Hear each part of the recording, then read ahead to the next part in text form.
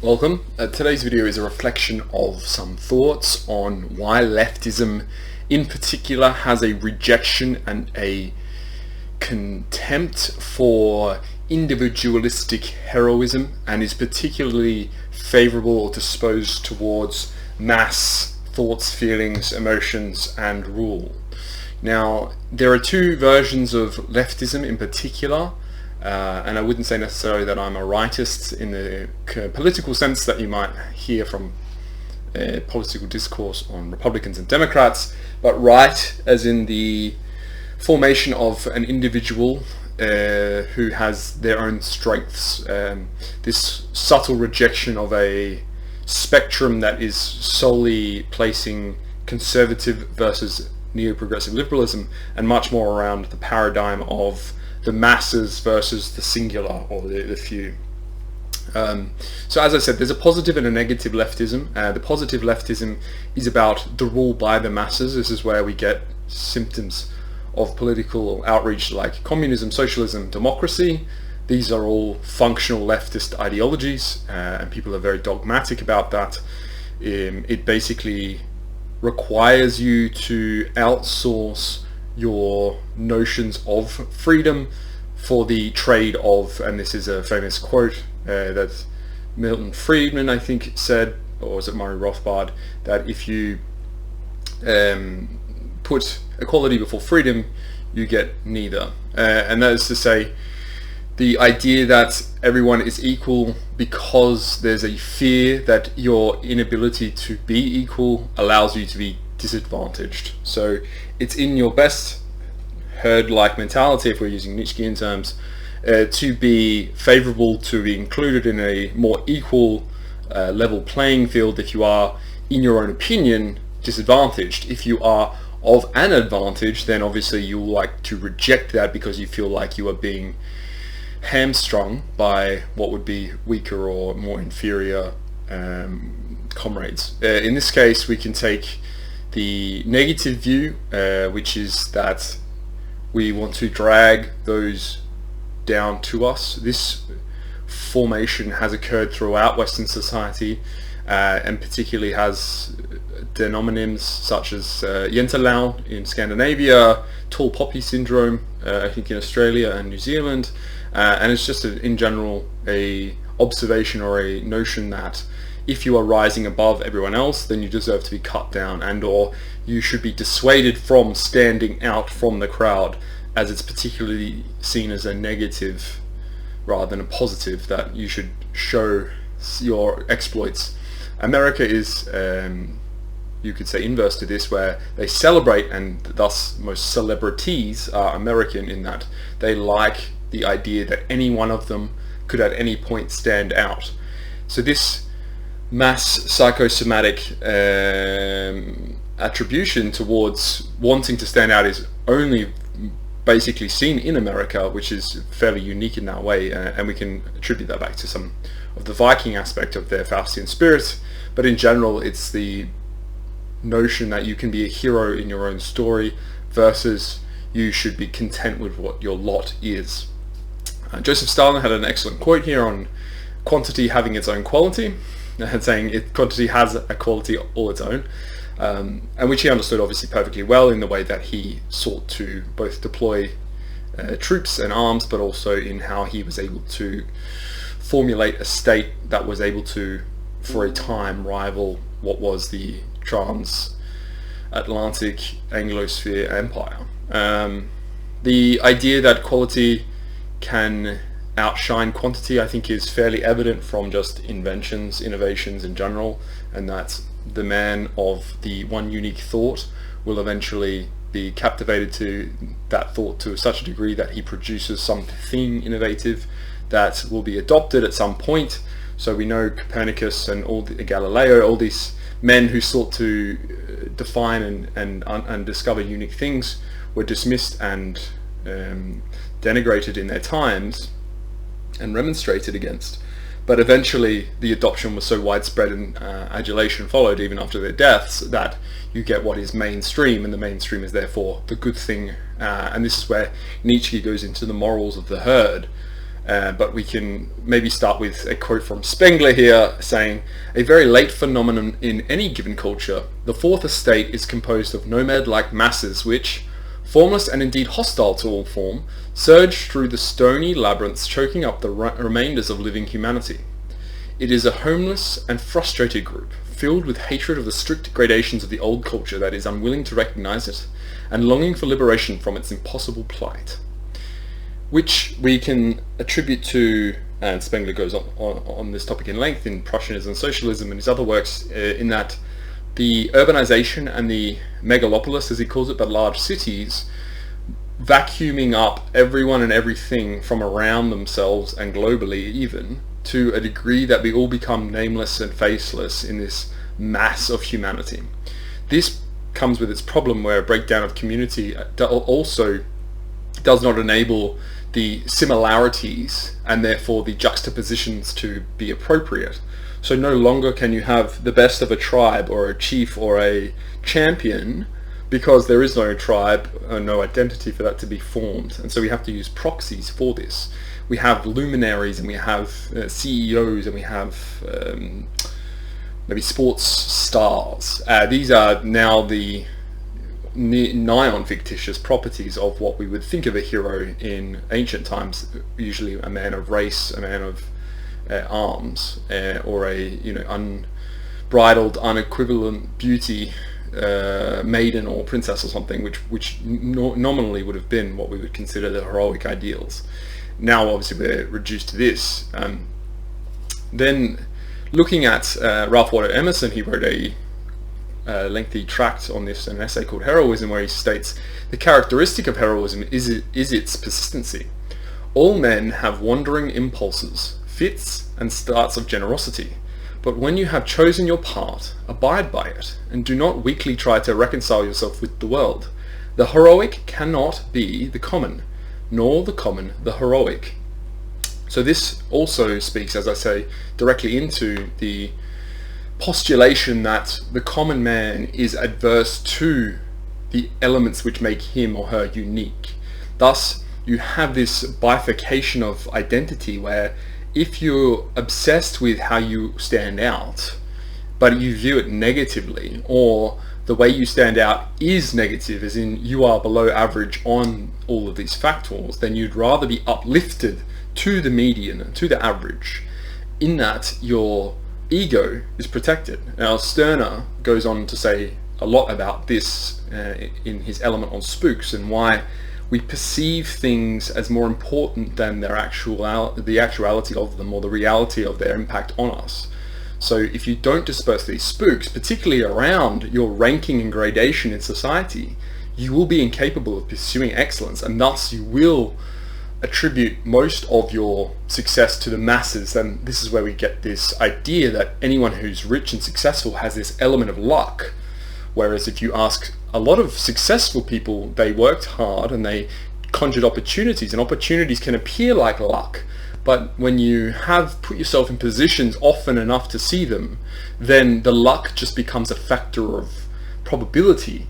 And yes, probability relates to chance, which we can confer luck upon, but the predominating factor around whether or not you're successful is much more like a Markov chain, where you have probabilities of a successful or unsuccessful pathway, and the more times you hop onto the lily pad of chance, of probability, the higher the levels. And it's probably not even stochastic, it's not random, it's this weighted drift. The Brownian motion, you could say, maybe exists in a general degree, but it is always positively attributed if you keep applying yourself into situations of which would be beneficial to you.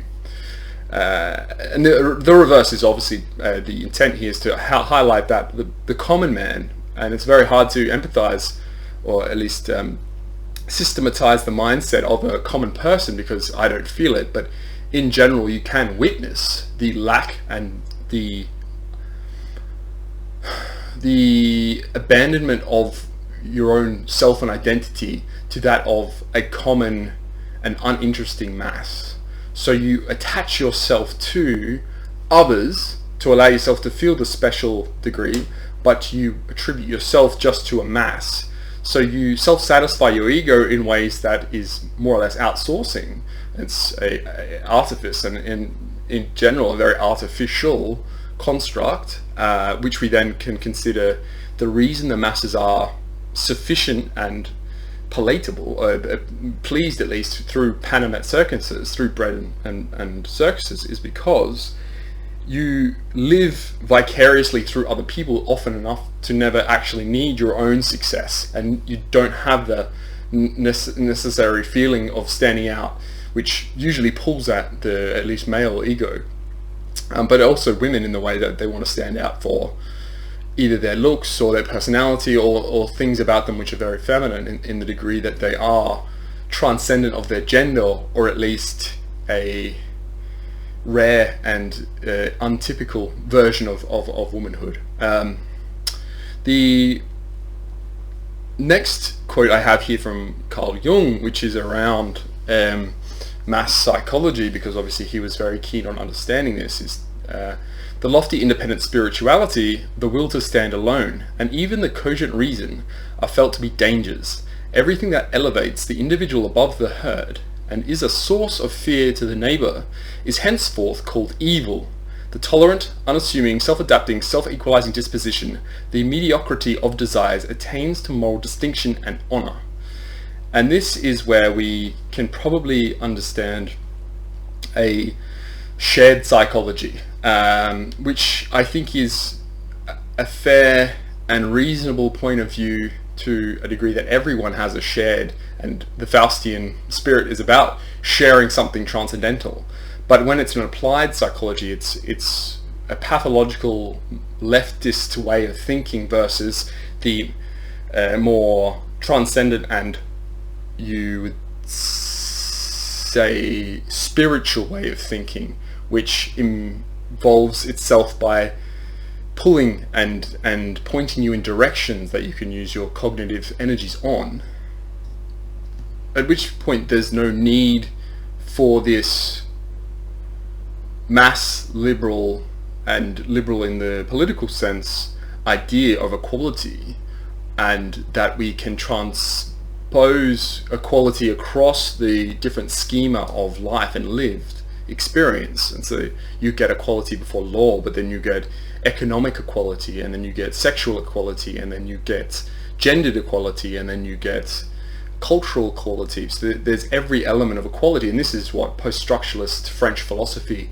is centered around to a large degree, which is this impossibility of rank and hierarchy, and a lens approach to understanding the world around us, to say that there is no right and wrong, there is no success and unsuccess, failures. The understanding of what is unique is not a ranked or a graded experience, rather it's just lived in your own journey, so to speak. You are this unique and interesting character. Well, you know this to be false, and the existence of envy and jealousy just exemplify why we don't actually have an instinctual equality mechanism in the Faustian brain. Other cultures around the world definitely live much more truly to this egalitarian notion of mass psychology, and you can look at East Asia for a good instance of this, whereby you do just have a large swathe of the population who is not at all egotistical about their own lives. They don't have an issue with living a very humdrum, unimpressive existence, and the shame around that culture is very much intertwined with standing out for what they consider the wrong reasons, whereas obviously Faustian culture shame is attributed much more directly to social embarrassment and things that are perceived to make the tribe look worse, but with the inability for us to actually distinguish what we mean, because the values are not fixed. There is this transvaluation of our ideas and ideals. This lastly pertains to a quote by Nietzsche around his work on Beyond Good and Evil, where he says, "Where the many are, there is security. What the many believe must of course be true. Sweetest of all, however, is that gentle and painless slipping back into the kingdom of childhood, into the paradise of parental care, into happy-go-luckiness and irresponsibility. All the thinking and looking after are done from the top. To all questions there is an answer, and for all needs the necessary provision is made.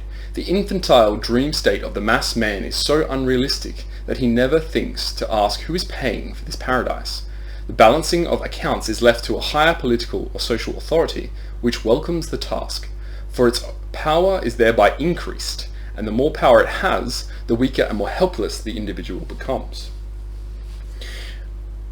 And I know I rely heavily here on quotes from different authors, but I think it just exemplifies the common thread throughout history that has been this notion that there is a leftist mass of people we have to coexist with in our communities, which will always try to drag down those outstanding individuals.